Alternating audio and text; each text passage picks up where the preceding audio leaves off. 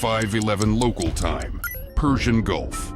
The air is clear and windless, visibility running more than 20 nautical miles. The carrier Roosevelt holds steady at 15 knots, flanked by 2 destroyers and a cruiser, all tracking the declared shipping lane that cuts east toward Hormuz. Across the water, 5 Iranian patrol boats hold station beside a convoy of tankers, flying mixed flags. The distance between formations is measured but thin, barely 11 miles. The sea looks orderly. The electromagnetic spectrum does not. Overwatch drones from both sides hum overhead, exchanging invisible stares. At 5:12, a radar operator aboard USS McFall marks a spike on the low-band return. It drops, then spikes again. Too clean for clutter, too unstable for normal ranging. He calls it out once, quiet, no response yet. 5:13. The Iranian patrols begin emitting longer sweeps, their beams washing the horizon every 6 seconds instead of 12. Inside Roosevelt's Combat Information Center, the change registers as background noise, harmless until paired with something else. At 5:14, the first drone climbs above its declared altitude of 1,500 feet, flaring briefly in infrared. A sensor chief logs the ascent, tags it as a navigation error, and moves on. One deck above, the captain watches an overlay of radar and AIS feeds. Every contact matches a legitimate vessel. Every emitter matches a friendly registry, yet the timing feels rehearsed. He says nothing. The silence is its own order. Hold posture. Engines remain at cruise. No defensive condition yet set. 0515.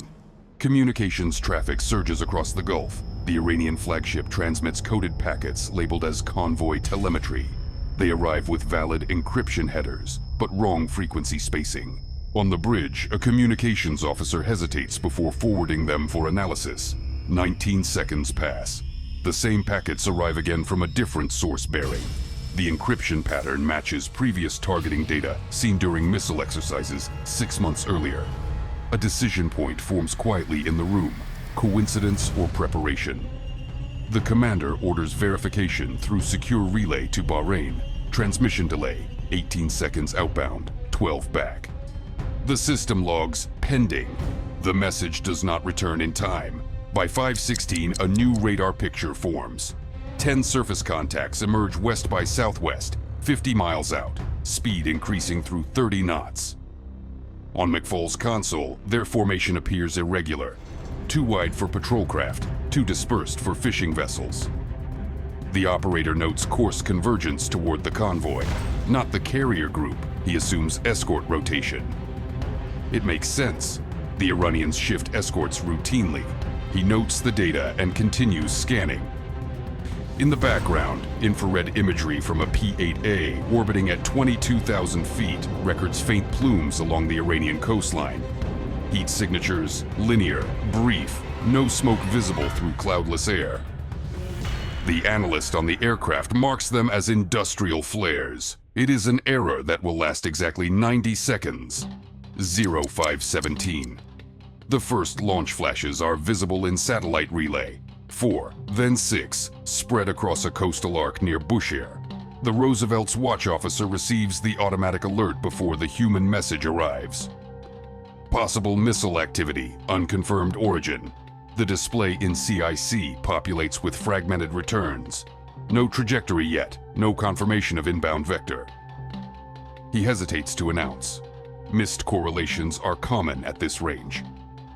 The system waits for dual verification on the destroyer. Gravely, another operator sees the same fragments and classifies them as telemetry echoes from Iranian drills. Both assumptions align. Both are wrong. The sky above the horizon remains deceptively empty. 518. The first sea skimming track appears at 45 nautical miles, moving at Mach 0.9, altitude less than 100 feet. The E-2D Hawkeye, orbiting 60 miles east, picks it up on its secondary sweep. The operator hesitates, tags it as unknown but non-hostile. 2 more follow. Their angles are tight, closing faster than expected for test drones. Within 30 seconds, a dozen radar points paint across the northern quadrant. CIC chatter condenses. Voices shorten, not louder, just precise. The captain orders condition 3. Steel doors seal. Red lighting comes alive below deck. Helmets go on, gloves fastened. Still, no fire authorization. The formation compresses by fractional knots to tighten overlapping fields. 0519. Iranian fast attack craft accelerate to 45 knots, bows cutting white arcs through the calm surface. On Gravely's optical feed, they seem to head for the convoy, but their spread widens toward the US screen. One electronic warfare officer notes their radio silence. Normally they chatter across civilian bands. Now, nothing. Radar signatures flicker as jammers start sweeping narrowband bursts. The American sensors compensate, locking filters. The fast boats vanish intermittently, appearing as dots, then ghosts. CIC marks them amber. The phrase "possible swarm" passes between consoles. The E-2D reports more plumes inland. This time infrared confirms it. Missile exhaust, 8 signatures, all outbound. 0520. The captain authorizes full defensive posture. Condition 1. Fire control systems transition from passive to active targeting. McFall brings its SPY radar to full power. Frequencies spike across the Gulf. Iranian patrols respond with counter-jamming, raising the noise floor another 20 decibels. Communication with the tanker convoy collapses into static. On the bridge, the air smells faintly of ozone from the equipment surge. The tactical officer counts 31 inbound radar returns, none confirmed by visual. The range drops to 30 nautical miles. Time to impact estimated at 3 minutes. The system calculates intercept windows, but still labels half the tracks, unknown. 521. The first interceptors leave their launch cells. 2 SM-2 missiles streak upward from Gravely, climbing through 2,000 feet before pitching down. Their boosters illuminate the horizon like twin orange needles. Infrared cameras aboard the carrier capture their arc. Seconds later, one contact disappears from the screen. Confirmed hit. Another persists, deviating course. Operators update vectors manually. The Iranian fast boats open fire simultaneously, their unguided rockets flashing white against the sea. Tracer trails arc high, fall short, but the intent is clear. This is no exercise. The US formation returns fire with 30mm bursts from the destroyers close in systems. The sound carries across water like chain lightning. 0522. Electronic clutter saturates the spectrum. Iranian jammers flood L-band and S-band frequencies, masking missile telemetry. American radar locks degrade by half. The software recalibrates, trading precision for coverage. The captain on Roosevelt watches green symbols blink, vanish, reappear. He orders the cruiser Bunker Hill to take forward intercept responsibility. 2 more SM-6 missiles fire at Mach 3.5, contrails carving white lines across the dawn. At the same time, the E-2D feeds corrected altitude data. Missiles are descending from 12,000 to 200 feet, splitting into 2 clusters. One for the carrier, one for the destroyer screen. Time to impact, 90 seconds, 523. Within the CIC, the air grows heavy, not tense, compressed. Every operator knows the math now rules. One radar tech whispers numbers. Distance 22 miles, speed Mach 0.8. The intercept solution updates in milliseconds. Firing circuits arm again. 7 standard missiles erupt from 2 ships, boosters cracking the sky. Flames wash the decks briefly orange, then vanish into altitude. Below, the Iranian fast boats close within 12 miles, still firing sporadically. One takes a hit from McFall's 5-inch gun, explosions scattering fragments and fuel. The rest press on. Inside the Iranian command vessel, unseen to the Americans, a second wave of missiles leaves the coast. 0524. Defensive layers engage simultaneously. Mid-course interceptors explode mid-air. Flashes visible at 20 miles. Radar plots confirm 4 kills. Debris falls in trails of smoke. Another track breaks through, velocity constant. The CIWS systems on Gravely and Bunker Hill start their mechanical roar. 6,000 rounds per minute, tracers forming continuous cones of fire. The sea below erupts with impacts, water columns rising 50 feet. One missile disintegrates inside the cone, parts scattering across the surface. Another passes through the debris, still live. It streaks low, hugging the wave tops. Time to impact, 35 seconds, 5:25. The surviving missile targets McFall. Its speed increases to Mach 1.1. The destroyer's last-ditch launcher fires a single evolved Sea Sparrow. Distance closes, 2 miles, 1. On radar, the two blips merge. A white flash, then absence. Confirmed kill. Shockwave rolls across decks, followed by fragments pelting steel hulls. One antenna shatters. A radar technician is thrown sideways, bruised but conscious. Damage control moves instantly, securing the area. No fire, no flooding. The formation remains intact. Still, the attack is not over. Inland, more heat blooms appear. Coastal batteries reloading. 0526, the captain of Roosevelt orders counterstrike readiness. The strike officer on Bunker Hill aligns Tomahawk launchers to coordinates triangulated from radar source points. Permission requests flash up chain of command, encrypted, bouncing through satellites. Response time estimated at 60 seconds. Meanwhile, the E-2D detects retreating drones. They turn east, broadcasting jamming pulses in last effort to blind tracking. U.S. interceptors switch to passive targeting, following thermal signatures instead of radar returns. Two drones vanish in small explosions 5,000 feet up. Pieces drop harmlessly into the Gulf. 527. The counterfire authorization arrives. Tomahawk salvo, 12 missiles, flight path north by northwest, sea skimming at 500 feet. Launch confirmed from Bunker Hill and McFall. Their boosters ignite sequentially, 1 second spacing, forming a chain of orange sparks across water. Radar tracks them steady, speed Mach 0.7, inbound to Iranian coast. Iranian coastal radars attempt to jam, but frequency hopping defeats interference. Within 2 minutes, explosions ripple across shoreline coordinates, secondary fires, ammunition depots cooking off. Satellite imagery relayed to CIC shows expanding smoke. The Iranian command net falls silent. 0528.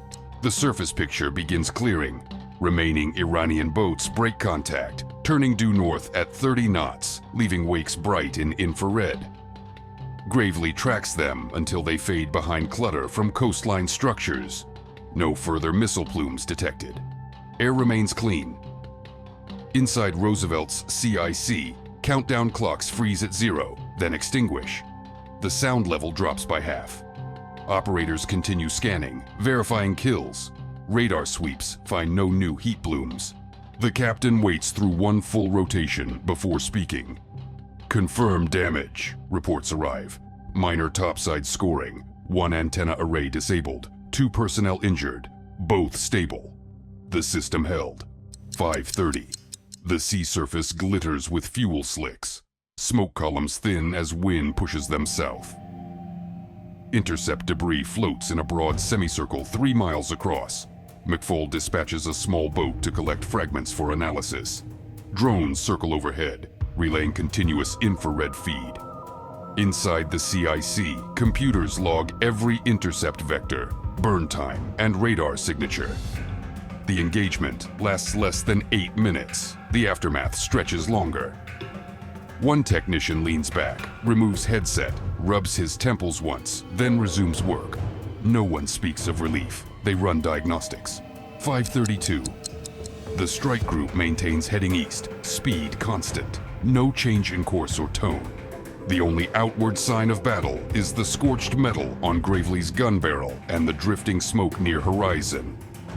Damage control crews finish patching a sensor housing with temporary sealant.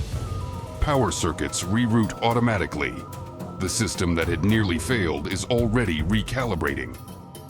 The air wing remains chained on deck. Pilots stand by aircraft, helmets underarms.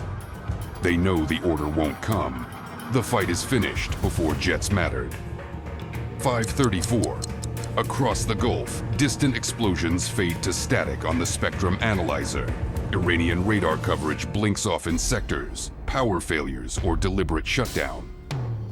The U.S. formation's electromagnetic picture clears until only civilian traffic remains. Tankers continue east as if nothing happened. On board, tension releases through movement, not words. Coffee appears, gloves come off. The captain walks once through the CIC, eyes on displays, then on people. He says only, "Maintain heightened watch." Every head nods, no one mistakes it for relaxation. 5:36, satellite uplink transmits after-action packets to 5th Fleet headquarters. The data includes exact intercept timing. 47 inbound missiles, 32 confirmed kills midair, 12 destroyed at source, 3 debris impacts causing superficial damage. The count speaks for itself. The strike group remains operational, communications restored, formation geometry unchanged. Iran's coastal network silent. On tactical plots, green icons outnumber red again. 0538. The E-2D completes its final sweep, descending to 20,000 feet for recovery. Its radar paints a clean circle. No returns beyond civilian lanes. The pilot reports fuel state and heads back to Roosevelt. Below, the carrier continues forward, wake symmetrical, hull vibrating steady at 15 knots. In the crew spaces, chatter resumes at low volume. 2 injured sailors sit in the medical bay, both alert, laughing quietly about who will have to write the report. Metal bruises only. The ship carries on. 0540. Intelligence officers compile correlation maps. Every intercepted missile vector matches known Iranian systems, but 2 launch points remain unidentified. Analysts suspect mobile launchers hidden within industrial compounds. The data uploads to classified channels for later reconnaissance. For now, engagement area secure. The carrier group widens spacing, redistributing escorts to cover blind angles revealed by the attack. Each ship shifts by less than half a mile, barely perceptible from the air. Geometry of defense rewritten mid-transit. 0543. Distant thunder echoes from the coast. Secondary detonations still burning. Infrared sensors mark residual heat. No counterstrike follows. The Gulf surface calms again. The captain returns to the bridge, eyes adjusting from red light to morning brightness. Sun rising over flat water, smoke drifting low. The radio net hums with routine status updates. Every ship reports fully mission capable. The phrase repeats, identical cadence, across frequencies. The rhythm of continuity. 0546. Inside CIC, the displays shift from red to amber. Defensive systems return to standby. Operators reconfigure tracking modes from threat priority to maritime surveillance. No one powers down entirely. The event's echo remains in posture. Every operator sits straighter, eyes closer to the screens.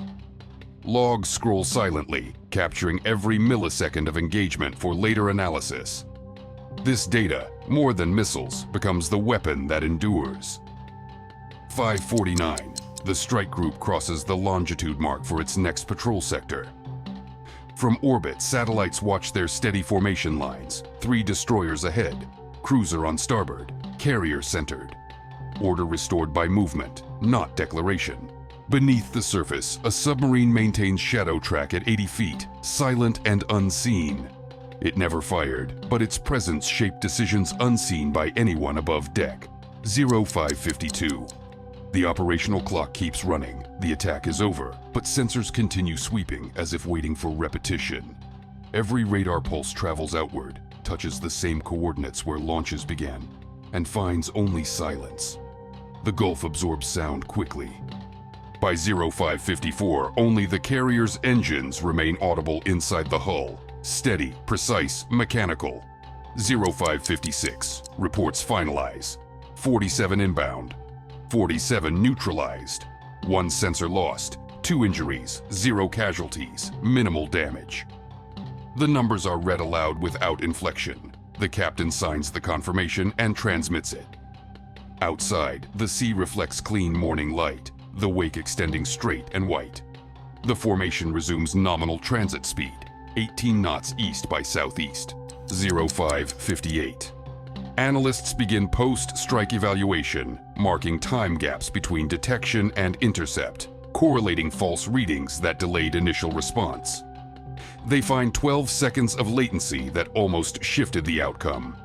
12 seconds that define the difference between sufficient defense and disaster. Those seconds will feed every simulator, every training cycle that follows. The data leaves the ship faster than any missile launched. 6 o'clock, calm again. Radios hum, radars sweep, turbines whine. Nothing on displays but merchant lanes and the faint echo of earlier violence. The Roosevelt and her escorts move on, geometry perfect, sensors alert. Above, a patrol jet arcs overhead at 5,000 feet, contrail sharp against new daylight. The Gulf lies flat beneath it, reflective, deceptive once more. The ships keep their course. The war has not begun, but its first test is complete, and the sea swallows the evidence.